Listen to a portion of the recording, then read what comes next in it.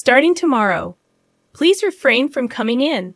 The manager, the boss's daughter, briskly informed me the moment I stepped into the office. Her disdain for me was palpable, though the extent of it caught me off guard. Stunned, I resolved to comply with her directive. Days passed, each one marked by the manager's relentless antagonism towards me. Assigned to the planning department, a position I had eagerly sought since joining the company, I devoted myself diligently to my tasks, yet my efforts were constantly undermined by the manager, who, being the president's daughter, wielded unchecked authority. One morning, summoned by the manager, I found myself subjected to her condescending scrutiny. "Do you even know why you're here?" she sneered. Her contempt for my alma mater, repeatedly dismissed as low-ranking, permeated her every word. The sense of alienation among my colleagues compounded my discomfort. "Effective immediately, your presence here is no longer required," she declared, her tone dripping with disdain. Her entourage echoed her derision, amplifying my humiliation. "Am I being fired?"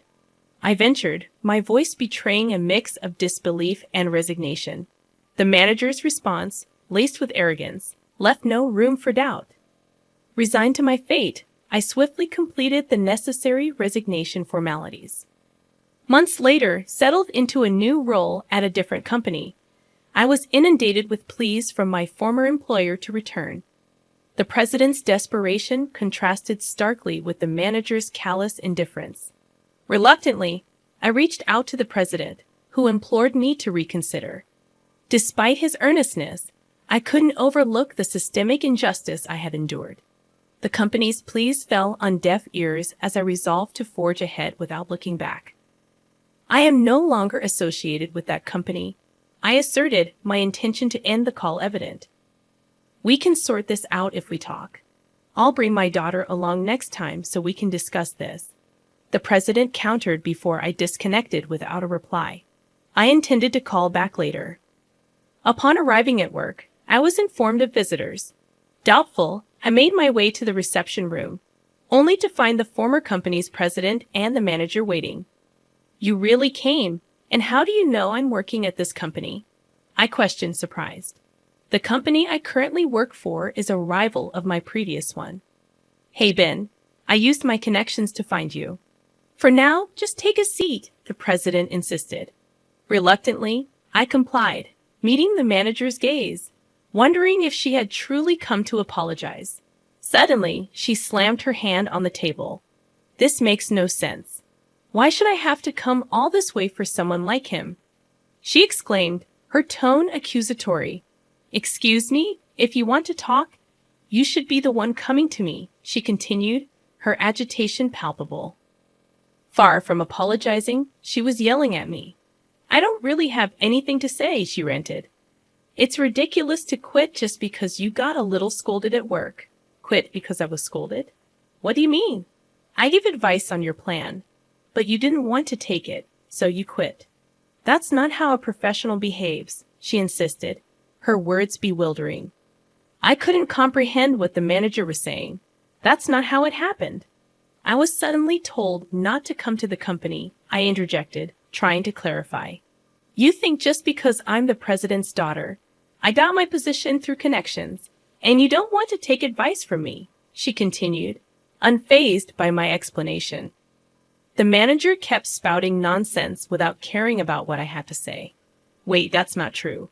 You never even looked at my plans," I retorted, frustration mounting. "Dad, I've been enduring until now, but I can't anymore. He always looked down on me because I'm a woman," she accused, her tone laden with resentment. Got mad for a little scolding, saying that. The manager ignored my words, acting as if she sought comfort from the president. "My daughter was treated like that." "None of that is true. So you're saying her crying is a lie?" the president interjected, disappointment evident in his voice. "I'm disappointed, Ben. I didn't think you were that kind of person," he added, his words piercing. "Moreover, it's outrageous to get re-employed by a rival company," the manager concluded, her disdain palpable. "I truly wanted to continue working in the same field." Got That's why I made the difficult decision to join this company. That was the truth. Even after joining the planning department I aspired for, I was completely ignored by the manager and never got the chance to prove my capabilities. However, I couldn't bring myself to leave this industry, and my current company welcomed me. You must have sold our company's information to get this job, right? Why else would they hire someone as incompetent as you? The manager accused. I did no such thing. I've maintained confidentiality, and this company never asked me for any information. People can say anything. In fact, our company has. Stop.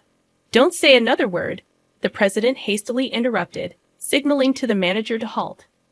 Was she about to say something they didn't want me to hear? Such a useless person. This company should fire him.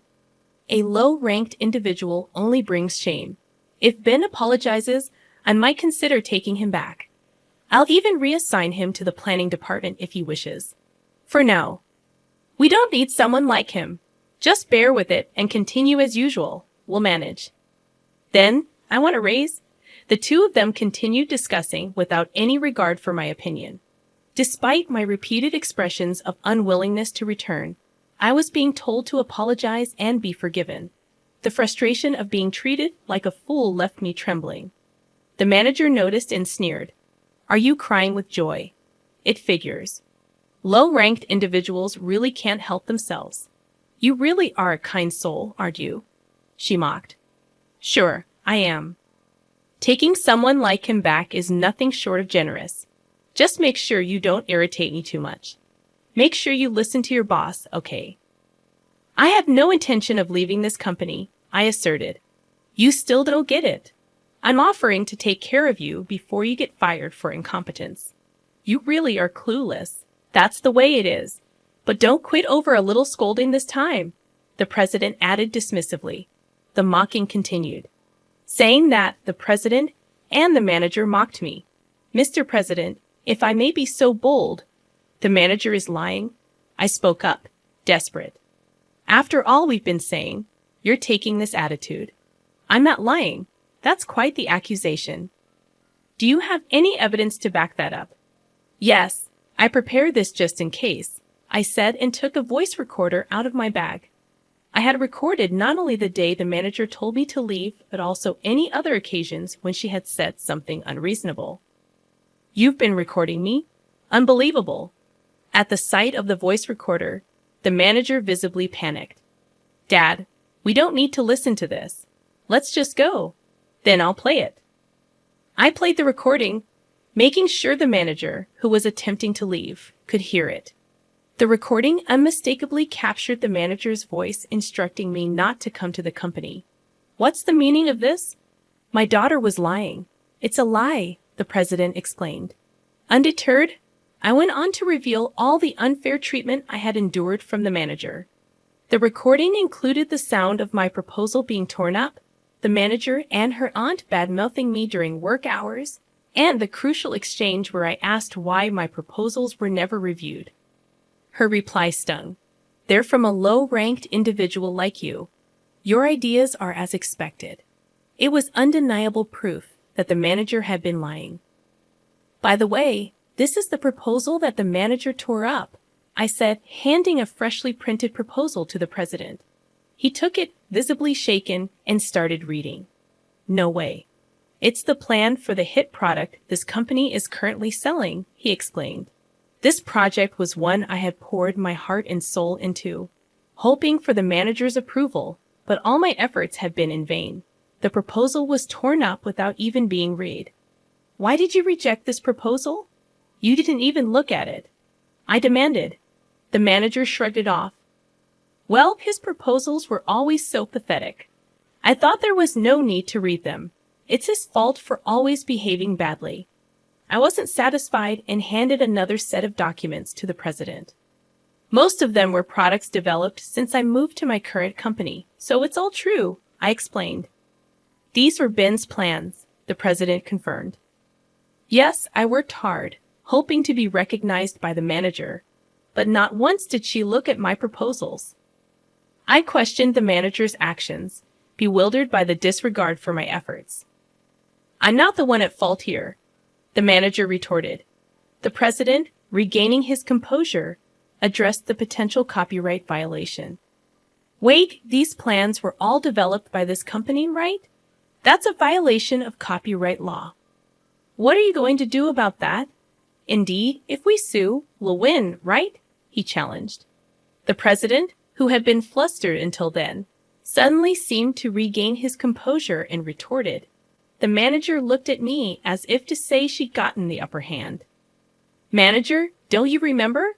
When I left, you promised to transfer all the copyrights of my projects to me, didn't you?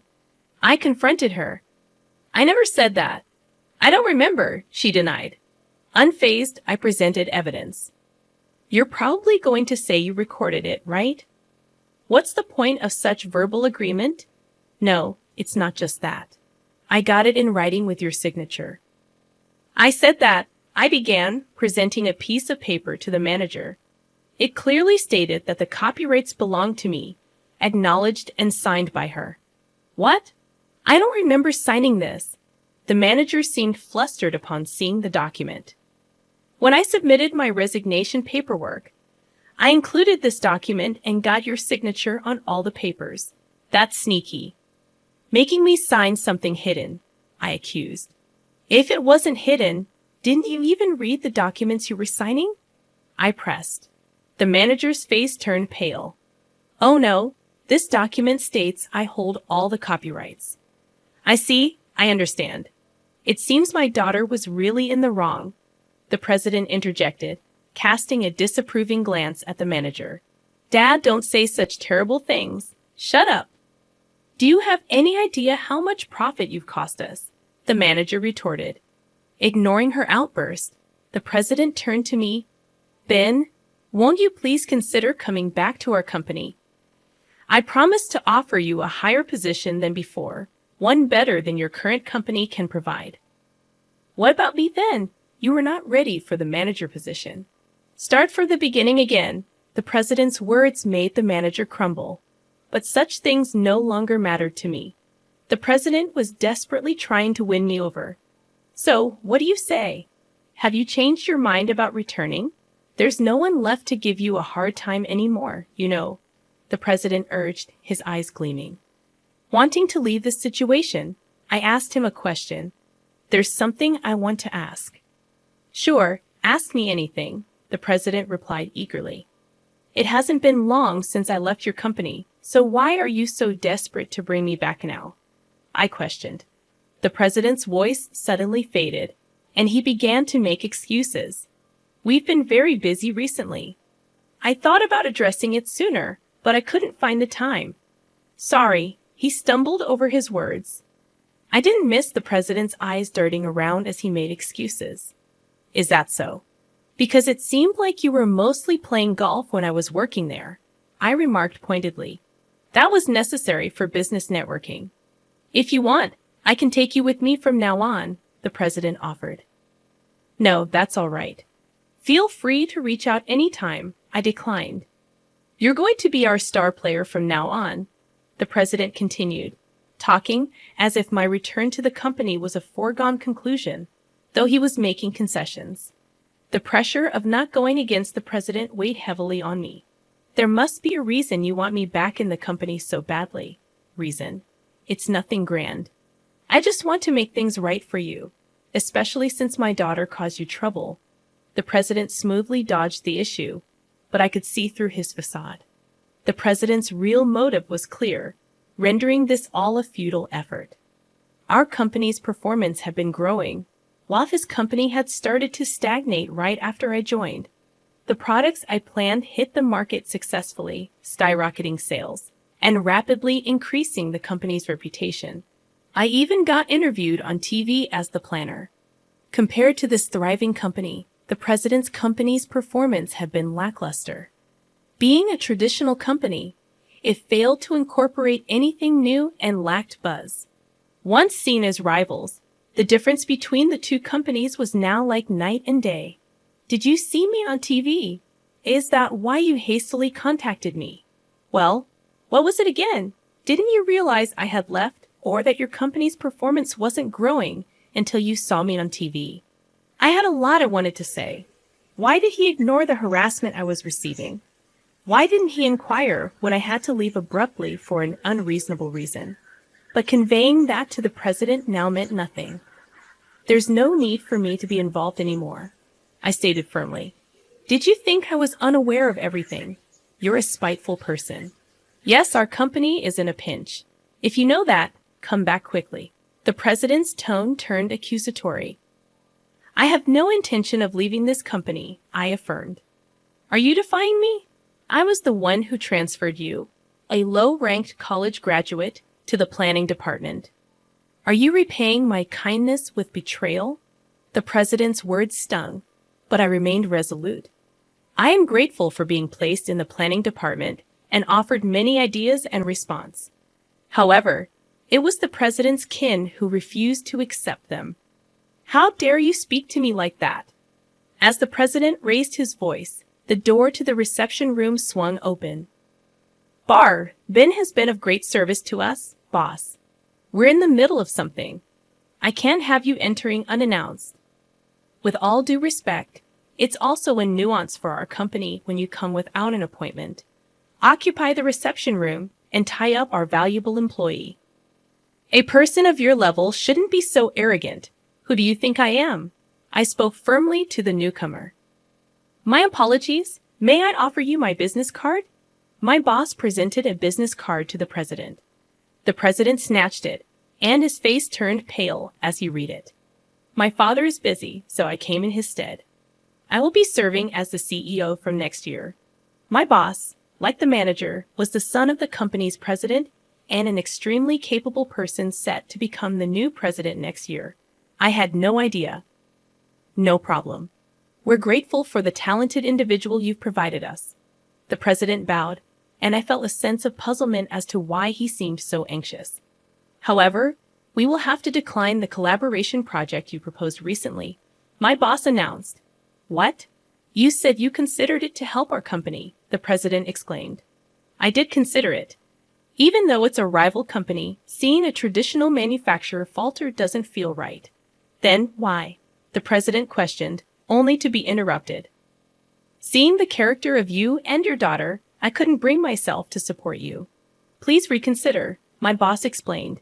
The president desperately apologized, and the manager seemed to finally realize the gravity of the situation. Please help me out here. I'm sorry, the manager pleaded. It's my boss's decision. There's nothing I can do, my boss replied firmly. After that, the president and the manager were escorted out by security guards. Ben, I believe in you. I'll be waiting, the president shouted as he left. I just watched him go.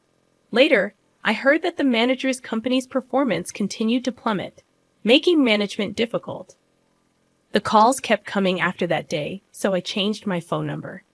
Meanwhile, the company I work for continues to grow rapidly. I want to keep working here for the foreseeable future.